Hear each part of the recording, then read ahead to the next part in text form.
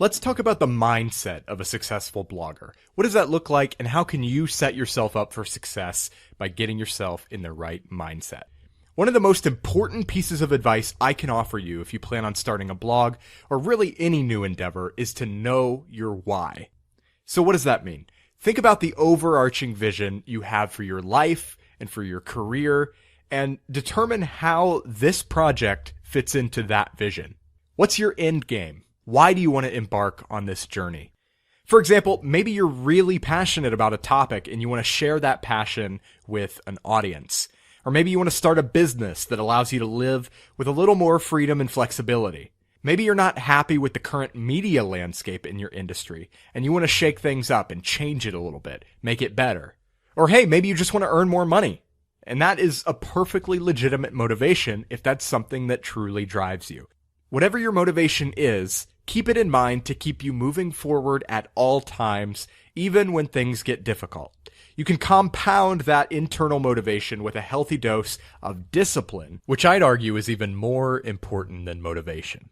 Commit to working on your blog and making tangible progress toward your goals every single day, even when you don't feel particularly motivated. This commitment, this habitual progress, is truly what separates world-class performers from the rest. Stephen King famously said, "Amateurs sit and wait for inspiration. The rest of us just get up and go to work." If you're just getting started, all this mindset stuff probably sounds a little off topic, a little tangential. But the fact is, most blogs fizzle out long before they've had a chance to prosper. The odds are fundamentally stacked against you. But when you're working with the right mindset, when your heart's in the right spot, when your head's in the right spot, it's much easier to make everything else fall into place. No blogger has ever failed mid-keystroke. Let me say that again. No blogger has ever failed mid-keystroke. Failure comes when you stop working. Your blog may not have as much traffic as you want, or as much influence as you want, or as much revenue as you want.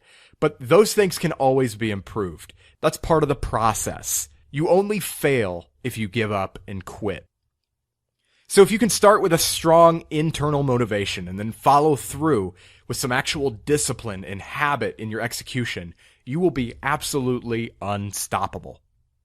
While we're on the topic of mindset, I should mention that if money is one of your motivations, your blog is going to be a business, and it deserves to be treated like one. With any new business, there are going to be ups and downs, plenty of setbacks, plenty of challenges, and it's going to take a good deal of time and effort to grow. So make sure you understand that and make sure you're prepared. When you start a blog, what you're really doing is building a media company, and a media company needs a business model. In most cases, your blog is not the product. What you're actually selling, what you're charging money for, is some other product or service such as ad space or consulting services, a book or a course, or a physical product of some kind. From this perspective, a blog is just like any other business. You're selling something of value for money. So it's helpful to think of your revenue model not as monetizing your blog, but as providing a valuable product or service that improves the lives of your customers or clients. Now that's a subtle distinction, but it makes all the difference in growing your business because it shifts your focus from lining your own pockets to providing something people are actually willing to pay for. We'll discuss specific business models in more detail later in the course. The last mindset thing I want to cover is for those of you who don't consider yourselves good writers. This is a mental block that I think keeps a lot of people from even getting started. Look, maybe you're not the best writer. Maybe you suck. But guess what? So did every other writer when they first started. The only way to get better at anything is to consistently practice and work on mastering your craft. Ask any well-known blogger, and they'll probably tell you they're embarrassed by their earliest blog posts. In a few years, you will be too, and that's okay. Again, the best way to improve your writing is to write, but I also recommend reading content that's written in the style you'd like to emulate.